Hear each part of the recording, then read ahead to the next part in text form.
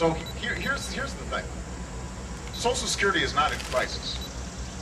What is happening is that the population's getting older, which means we've got more retirees per worker than we used to. We're going to have to make some modest adjustments in order to strengthen it. There are some fairly modest changes that could be made without resorting to any newfangled schemes that would continue Social Security for another 75 years, where everybody would get the benefits that they deserve. And what we've done is we've created a fiscal commission of Democrats and Republicans to come up with what would be the best combination to help stabilize Social Security for not just this generation, but the next generation. I'm absolutely convinced it can be done. And as I said, I want to encourage people to save more on their own. But I don't want them taking money out of Social Security so that people are putting that into the stock market. There are other ways of doing this. For example, it turns out that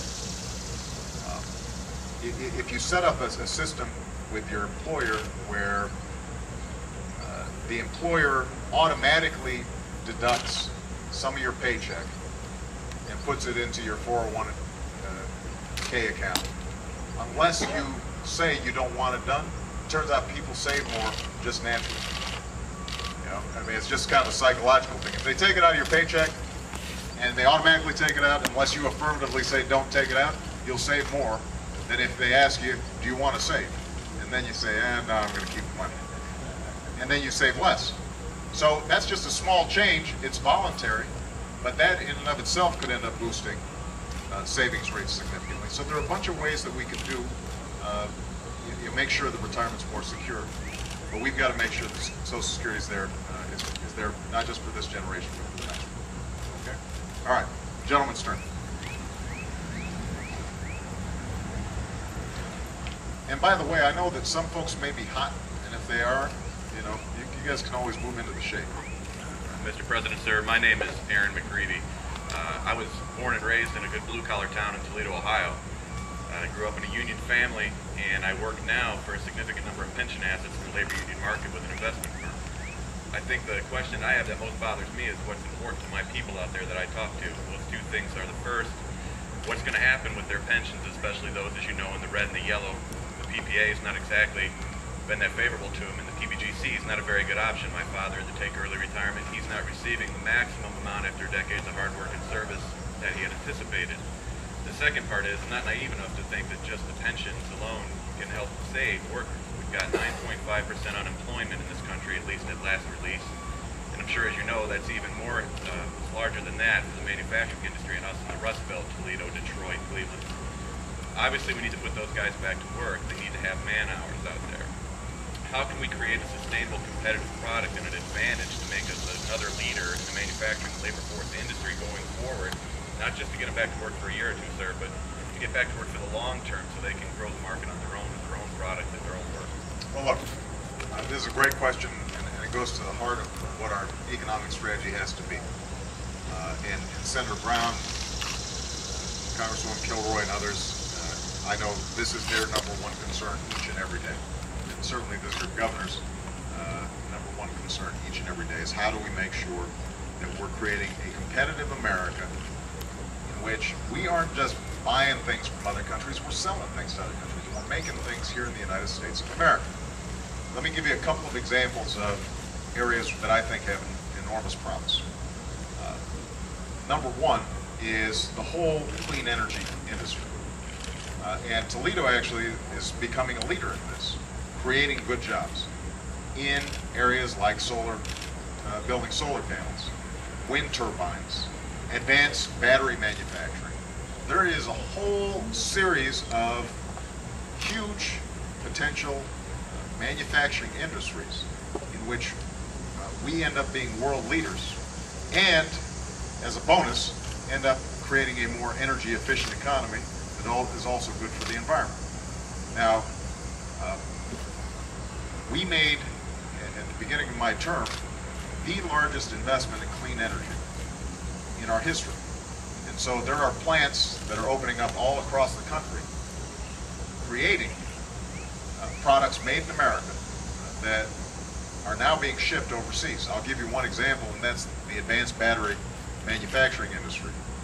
These are the batteries that go into electric cars, or the batteries that are ending up helping to make sure that if you get solar power or wind power, that it can be transmitted in an efficient way. We have 2% of the entire market. 2%. By 2015, in 5 years, we're going to have 40% of that market because of the investments that we made. So one of the advanced battery manufacturing plants that we helped get going with some key loans and support and tax breaks, they're now putting those batteries into the Chevy Volt, and you combine it then with an entire new U.S. auto industry that is cleaner and smarter and has better designs, is making better products. Those are potentially thousands, tens of thousands, hundreds of thousands of manufacturing jobs, and the Midwest is really poised to get a lot of those jobs. In a town like Toledo, where you've still got a lot of skilled workers, they are poised to be able to take off on that, but we've got to continue to support it. The other area that I've already mentioned is infrastructure. We've got about $2 trillion worth of infrastructure improvements that need to be made all across the country. Roads, bridges, sewer lines, water mains. It's crumbling. The previous generation made all these investments that not only put people to work right away, but also lay the foundation then for economic growth in the future. And we used to always have the best infrastructure worldwide.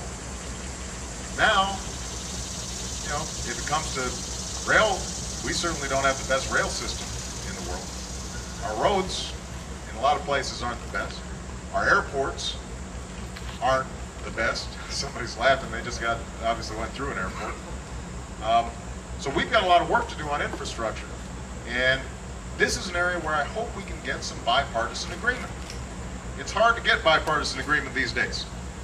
But I think that the notion that we can put people to work, rebuilding America, investing in making stuff here in the United States.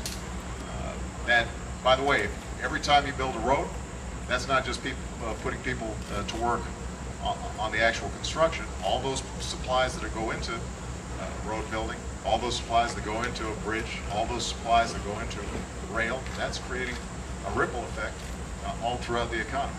So I think that's a second area of great potential. Last point you made was had to do with pensions. Look, truth be told, the way we were handling pensions in both in private companies and among public employees, a lot of it wasn't that different from some of the stuff that was going on in Wall Street. So what happened is that these pensions weren't adequately funded.